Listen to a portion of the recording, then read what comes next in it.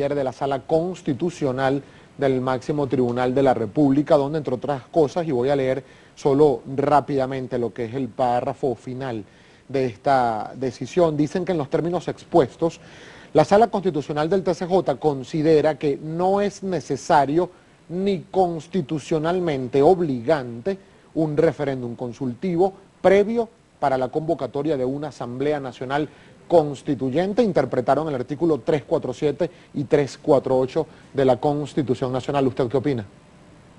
La sentencia dice la verdad, dice lo que está plasmado en la Constitución de 1999.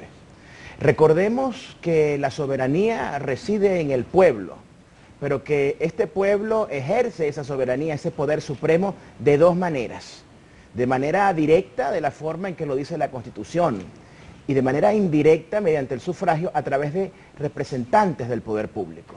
La Constitución vigente de 1999 permite, a través del artículo 348, que el presidente de la República convoque a Asamblea Constituyente. Cuando dice la iniciativa de la convocatoria, no dice la iniciativa de la propuesta, sino la iniciativa de la convocatoria. Y de acuerdo a la Real Academia Española, la palabra iniciativa significa adelantarse para ejecutar un acto. ¿Cuál es ese acto? Llamar a constituyente. Y eso es lo que se ha hecho. No hay ningún punto de comparación entre esta constituyente del año 2017 y aquella de Hugo Chávez, donde hubo referendo consultivo, porque las normas constitucionales de aquella época, Constitución de 1961, no tenían base para una asamblea constituyente. Ahora sí lo hay, y esa es la herramienta para la consulta popular y para ese evento electoral que vamos a presenciar a finales del mes de junio. Ahora, en todo caso, el espíritu de la Constitución, que habla de una democracia participativa, protagónica, de darle siempre poder al pueblo para elegir y tomar decisiones trascendentales e importantes, no ameritaba este tipo de consultas a la hora de iniciar el proceso constituyente. Evidentemente que la facultad que está ejerciendo el presidente al convocar a constituyente es un acto, es un poder que deriva del pueblo. El pueblo aprobó una constitución con su voto y esa constitución le da funciones al presidente. Por eso esto es un acto profundamente democrático, profundamente popular y en definitiva será el pueblo de Venezuela con su voto directo, universal y secreto quien va a decidir qué personas van a integrar esa Asamblea Constituyente. Por eso esta idea de la oposición de una doble autorización, de consultar lo que ya está aprobado en ese artículo 348, realmente no tiene pertinencia jurídica. Ahora, me gustaría su opinión, abogado Silva, respecto de estas opiniones que han emitido algunos de los integrantes de la Comisión Presidencial para la Asamblea Nacional Constituyente sobre lo que podría ser o no el sometimiento al referéndum aprobatorio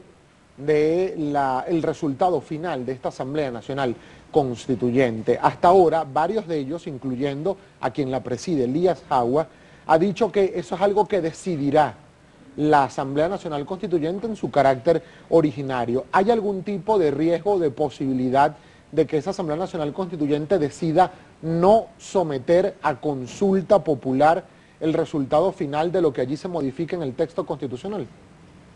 Con toda certeza y de acuerdo a lo que dice la Constitución vigente de 1999, la Asamblea Constituyente podrá redactar una Constitución.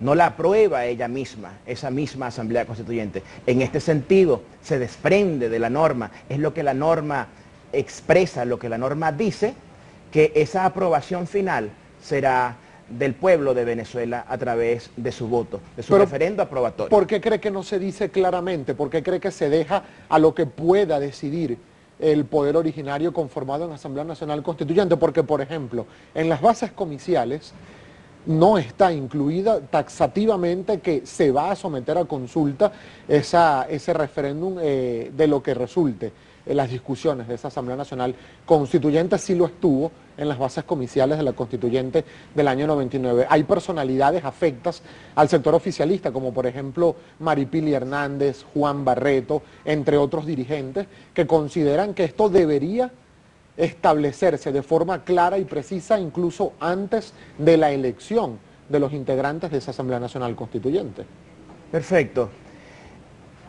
Lo que se hizo en 1999 en materia de constituyente no tenía basamento jurídico claro en la Constitución y por eso se desarrollaron normas mucho más diferenciadas, mucho más sistematizadas en cuanto a ese proceso constituyente. En esta oportunidad tenemos un sistema jurídico constitucional basado en artículos 347, 348, 349 que permite, con esa lectura y con esa correcta interpretación de la Sala Constitucional, ir a constituyente y como lo señala ese artículo, el que mencionaba anteriormente, 348, 349, podrá redactar, más no aprobar por sí sola. Yo creo que está perfectamente claro y debo agregar algo. La opinión dada en medios de comunicación por estos desertores del chavismo está influenciada por una animosidad política, tal vez por un resentimiento, pero no tienen ningún tipo de validez jurídica ni ningún conocimiento del derecho constitucional. Está perfectamente claro que si el pueblo de Venezuela ha adquirido como su derecho constitucional una constitución aprobada por el pueblo, el proyecto final, cualquier acto distinto, es decir, cualquier intento de promulgar esa constitución, de ponerla en Gaceta Oficial para que funcione sin esa aprobación del pueblo, sería un acto regresivo en materia de derechos humanos. Claro, pero así como usted considera, abogado Silva, así como usted considera que no hay sustento para estas opiniones que algunos han incluido, no necesariamente todos desertores del chavismo, por cierto. Le hablaba del caso de Maripili son desertores Hernández. del chavismo. Es su opinión.